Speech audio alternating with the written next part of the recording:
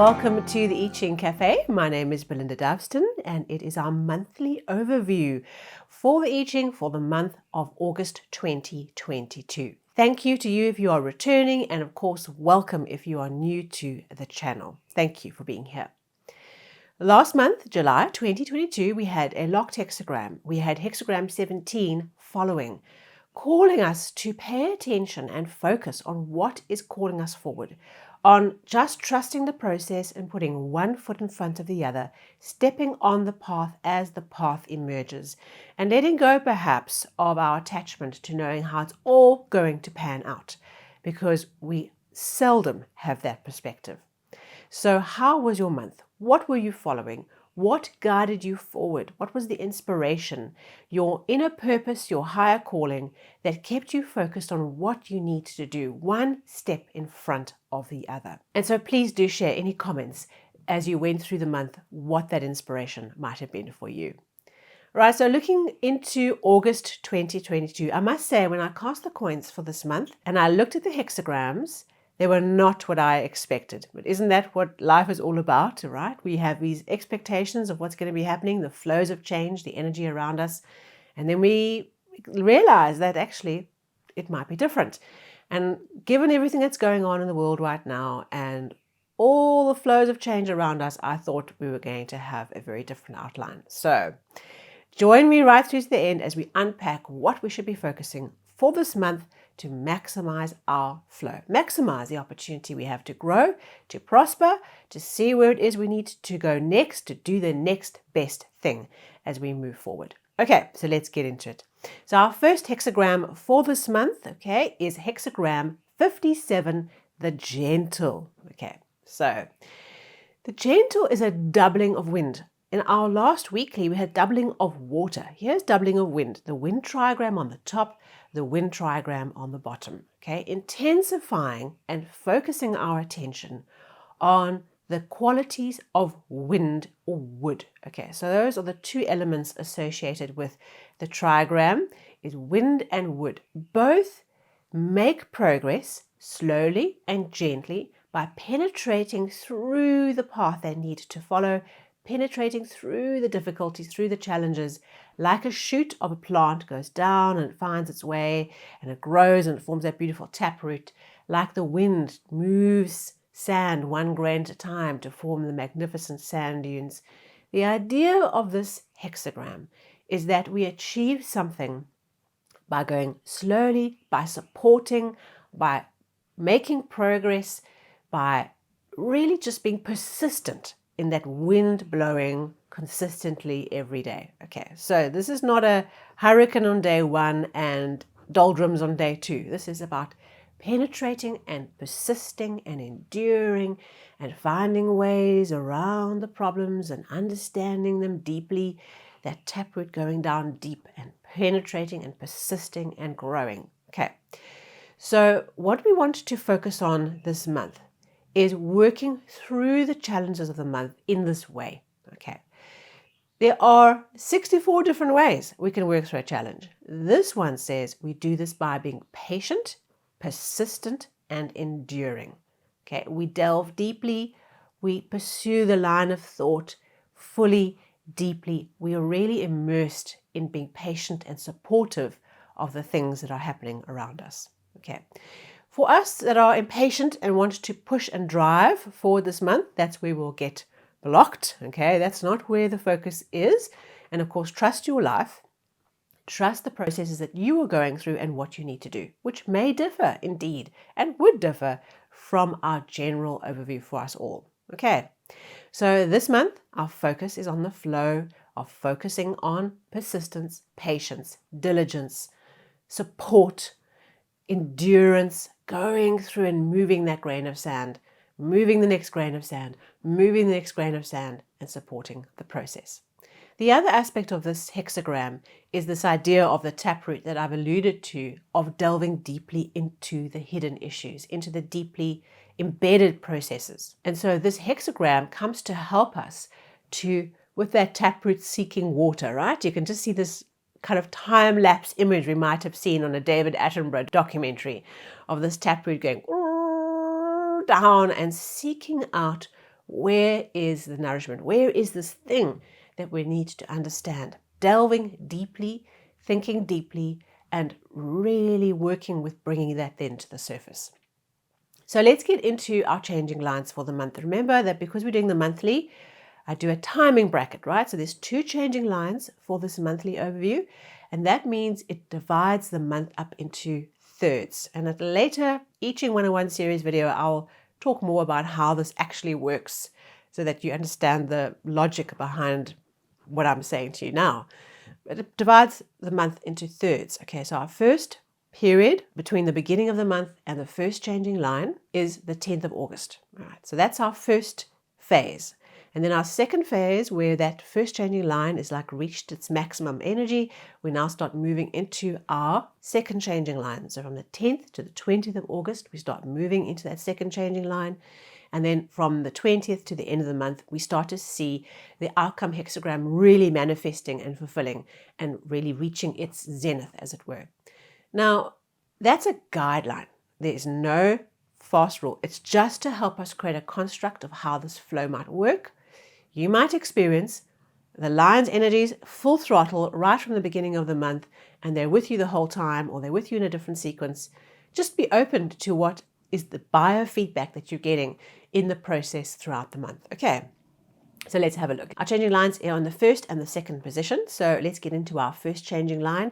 You know from previous episodes, when we talk about the first changing line, it's something that's emerging into the situation, right? It's coming in through the bottom, right? Something that's arriving that we have to pay attention to. And this changing line is very interesting in that it says we have to act with the decisiveness of a warrior.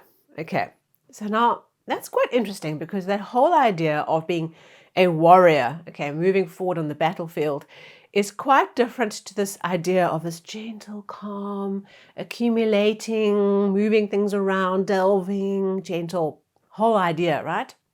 And this changing line says coming in, you can imagine what's emerging, what's coming in is a new wind or a new shoot. It's kind of not sure, okay? So it's tentative and it's not sure which way to go, and it can get stuck in being indecisive and ineffective because it's not going with Wummer. This is not a strong gale force wind. This is a little kind of eddy, right? That's come into the situation. The wind energy hasn't yet built up to its full force. And so this little line right at the beginning is kind of, can get really discombobulated, I love that word, by the indecision and about not knowing which way to go. Okay, and the end result of that, not getting anywhere. So as we focus on the first 10 days, right, as a guide of this month, our task is to act with the decisiveness of a warrior. Okay, so it's to bring a focused, decisive, disciplined attention to going for what we need to do, all right, of charging forward, of making progress, all right. So that's why I said to you, this is a bit interesting around this idea of the soft, gentle, nurturing 57, and how does this warrior energy work? Well, what we have to do is we have to overcome the potential of this new wind wood energy dissipating and not being focused and not being decisive. Okay, so we have to channel it. We have to focus it. We have to act, all right? So imagine that you're not being a thunderclap, all right, or a ram bashing against a hedge like we have in some other of the hexagrams. This is the focusing of a wind or focusing of air through a narrow little aperture which focuses it and makes it stronger and focused, if you can imagine that. All right, so that's our first 10 days of the month. We are needing to act, we are needing to be decisive, we are needing to go in a direction, and we're like the warrior on the battlefield, making decisions around the direction to go and going for it, and not getting caught up in this kind of an eddy of not really sure how to move forward and not sure. And so it is better for us to be overly active in the first 10 days as we pursue a focused direction than to peter out our energy. All right, so our next changing line in the second position, so we're moving up one position. Second and fifth positions are usually quite strong and stable. And this changing line is really interesting because what it talks about is it talks about penetrating and getting to the bottom of hidden enemies. Okay, so when you read these changing lines in any kind of quality I Ching book, sometimes these changing lines, even the hexagrams themselves, seem ominous, and there's enemies and there's war and there's all kinds of bloodletting going on. And yeah, it seems quite a little bit extreme. Okay, so when we look at these changing lines, we read them, I do, as both what might be happening in our environment and what might be emerging in our own consciousness. Okay, because all we can do is we can improve our own inner consciousness. We can't fix anybody else. So this changing line says we need to get to the bottom of the hidden plotting and the hidden secrets of the hidden enemies, all right, and bring them to the surface. Okay, bring them to the light, because they are at the heart of an obstacle we face. And with hidden things, the moment they are brought up to the surface to be looked at by the light of the day, they dissipate. They dissipate in power over us. So be open in the next 10 days of August leading up to the 20th, or any time in August, that there are hidden influences that we cannot see that are impacting and infecting what we're trying to do. And our task is to really delve deeply in our thoughts, in looking deeply what is really going on here. So wherever you feel like, I don't understand, or this doesn't make sense, or I've got an obstacle, but I don't know why there's an obstacle, delve deeply. This line even says, go and seek the shamans and the magicians to help you see what the issue is and to smite it with magic. Okay, so this is obviously from an ancient point of view talking about this idea of seek out the shaman and the magician, or the priest and the magician, to help release this kind of hidden curse and omen that's hidden deeply in the situation. Okay, very dramatic. What I would suggest is that we look and we have an openness to what that might be in terms of somebody else, some hidden agenda that we don't quite see or understand. And also to always reflect on what might be the hidden enemy within us. What might be the thing that is corrupting the situation because it's out of sight, an old thought, an old issue, an old bit of twisted logic that is hidden within our thoughts. And our task is to look in and kind of scratch around in there, go deeply into ourselves, go deeply into our environment, and look clearly and calmly and persistently until we find this real issue. We bring that to the surface so that we can understand what to do with the issue, and the moment it hits the surface, it dissipates its power over us, and we are much more capable of dealing with it and getting rid of it.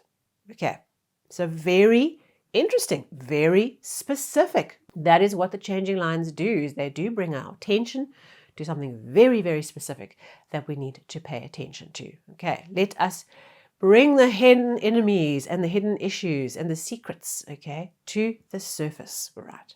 Okay, so on that note, let us go into our second hexagram. So our second hexagram is called a relating, sometimes an outcome hexagram. It's the evolution of this energy that we start with gentle, with the two changing lines in the first and the second position. Where does that lead us to?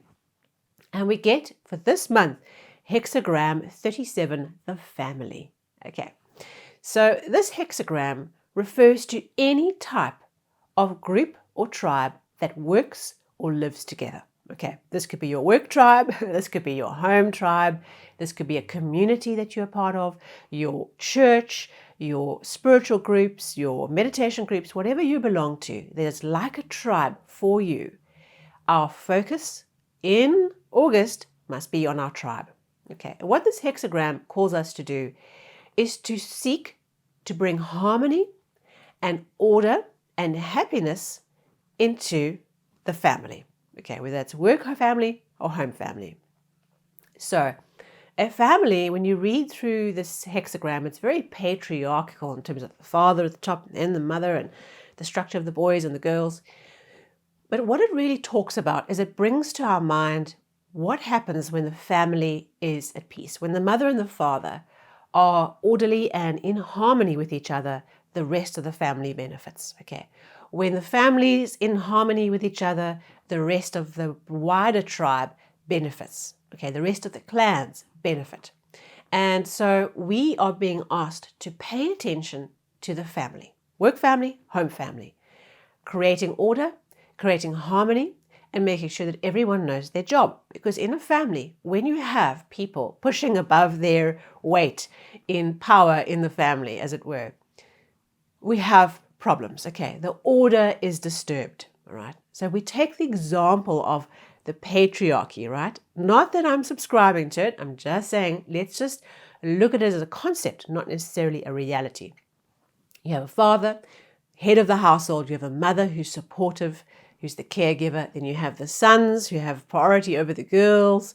Okay, so you understand that when we are operating in our right level within this family, there's harmony because we're in the right place. We're not trying to be the father when we are the youngest son. So if we look at our families, we all have families where we have people in the family who are in the wrong place, okay? So we have a family that is tethered to the dramas of the younger child, right? So everybody is actually at the mercy of one particular child when the father and the mother should be the leaders of the household, okay? We've all seen that in a family. We've all seen it in a work team or in a business where the roles, someone who is junior is starting to punch and trying to punch and throw their weight in a place that they shouldn't and is disrespectful of the hierarchy, or the hierarchy above them not doing their job and leading with authority and leading with confidence and care for those within the rest of the team. And so we get this kind of disturbance of the order. So for me with this hexagram, it does call us to lead our lives as the parent, okay, of our own destiny. But it does call us to look with new, fresh eyes at the family and what the family is needing. And being part of the family, the dwelling, the place that you call home, and anchoring yourself in the home. So I think that for this month, going back to our roots, going back to our things that we call home that are significant to us, the place that we go where we just feel at peace, so we don't have to justify ourselves or explain ourselves, we just feel accepted and at home, is all those kinds of issues will come up. And no doubt for a lot of us, family issues will come up. So with this hexagram, let's focus on peace and harmony and everyone being in their right place, everyone knowing their duties, their responsibilities in the house, their responsibilities in the team. Get everyone reconnected to their contribution they are there to make, and that we work together as a team to create harmony and get somewhere and to create a space where we feel safe and protected and happy and joyous. And we have that kind of good family thing we see on a Disney movie, right? Not the all kinds of weird families that we actually experience in life. Okay, so that is our month. A very interesting, different energy. I expected it to be a much more of a forceful, intense type of flow. This is a very different type of energy that I expected. And so we have this gentle wind coming to grow and penetrate and support, to penetrate deeply to the heart of the issues that we face, including the hidden enemies, and working with the family, with finding our place in nurturing and giving energy to the family, to our clan, to the people we work with, the people we live with, to our home, and investing our focus and attention there. Thank you so much. I wish you a wonderful month. Please like, share, and subscribe. If you would like to join us again, it'd be great. And of course, I'll see you on the socials and even on TikTok if you're on there. And so have a wonderful time. Thank you so much. And I look forward to seeing you very, very, very soon for our first weekly overview for August.